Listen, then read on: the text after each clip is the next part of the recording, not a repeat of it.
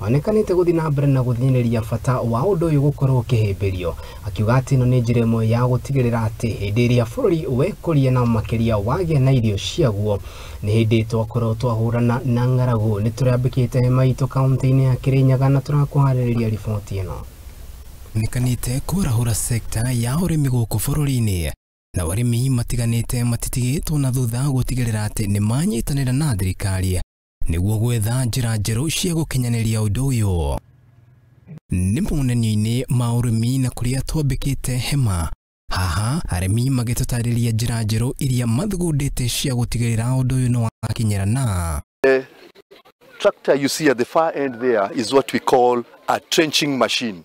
It's a trencher. The purpose of that trencher is to cut trenches for laying pipes for irrigation or for drainage or for furrow drainage. Haha ni mashini iria irahuthiria murimi wira na njira nene muthuri tinyaga agithie na mbere na gutariria na njira ndikiru. The second tractor behind us is what we call a planter. Those farmers with large plantations can be able to carry out their planting in a very short precise period of time. As I've told you earlier, we are dwelling on capital intensive machinery, labor. So this is a planter which can enable you to be able to plant your maize seedlings as well as the same time it will drop fertilizer. Uhoro nduri hau nyaga agathi na mbere na gutariria ati have what we call the corn harvester. This is a machine for harvesting maize. We have planted the maize, it has grown, now we need to harvest it. As you have seen earlier on in the clips, this machine can be able to harvest 2 rows of maize at the same time. So it's able to suck in the maize stalk through this channel.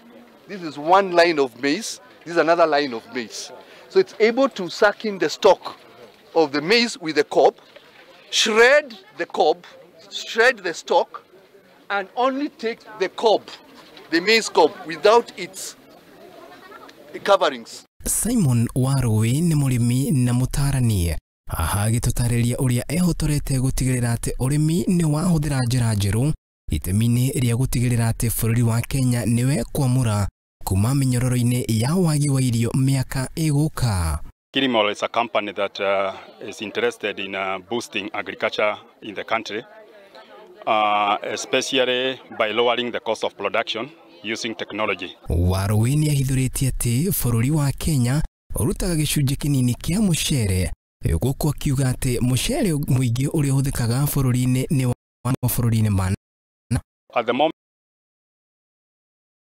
production, and there is a reason as to why we are doing that. The main reason is because Kenya is a rice deficit country. We are consuming about a quarter of the, we are producing about a quarter of the rice that we consume here. 3/4 is imported. And the reason as to why people prefer the imported rice, one of the reasons is that imported rice is cheaper. Riu ni mokite na mashini iria mathondekete na iria irerikana ni cia kuhuthia wira wa uhandi wa mucere na ningi kuimbaimbia gikabu kia magetha maya. Lower the cost of production to the extent to about less than 10%, because ordinarily it takes between 6,000 to 11,000 to transplant conventionally, that is through the usual method, manual method. Mwena-ini wake murugamiriri wa monanio maya Peter Ndungu agatutamaniria muhwa wake iguru rigie urimi na njira njeru ciaguo. The future of agriculture actually is in technology and mechanization, and that is why even if you look the theme for this particular expo was reinventing agriculture through climate smart solutions and technology. So technology is going to play a very important role in terms of improving or taking agriculture to the next level. Peter Ndungu ni ataririe ati thirikari ni yagite kwaga kunyitanira na nyitite mioro hamwe na arimi matiganite riria maratua matua maria megie urimi undu uria endekithitie ati no cenjie na njira nene magetha korwo thirikari no itikire kumathikiriria. But the only problem is that they don't involve the stakeholders in the sector, because we are the people who actually understand the market properly, and it would be very, very wise for them to come through us so that we can actually guide them on what is actually required in terms of even the products. What types of fertilizers do the farmers want? What kind of technologies do the farmers want? This can only happen when there is partnership between the private sector and the government. Mwena-ini wake Julius Mwaina uria ni muikarĩri gĩtĩ wa monanio maya agĩtũtarĩria atĩ arĩmi mangĩtĩkĩra kuoya njĩra ici njerũ na gũcihũthĩra no magunĩke kumanaga na ũrĩmi ũrĩa maratabania gwa kahinda gaka. Mĩario yake ĩkĩnyitwo mbaru nĩ Miriam Nyoro. We as farmers, we are adapting those new technology in agriculture, which they help farmers in terms of management decisions, when to use the product, which product to be used, what's the problem in the soil, and the problems in the crops. So it to become easier for the farmer to make a decision when they adapt technology. When the government and other stakeholders come in, they are able to make agriculture progress.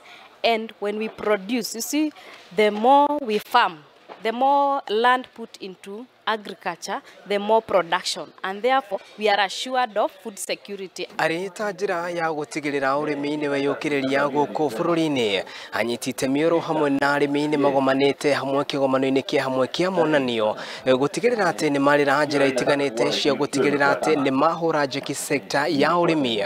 Ngiribotera Muthingi TV kuma mwena wa Mwea kauntaini ya Kirinyaga Yuki Waduati. Haya nĩ riboti njegeo na ngatho cia mwanya kũrĩ mũndũ gwĩtwo Bashia nĩ gũtigĩrĩra atĩ mbica icio nĩ ciakinyĩrana na njĩra ya wagĩrĩru. Tũgĩthiĩ na mbere nĩ atĩ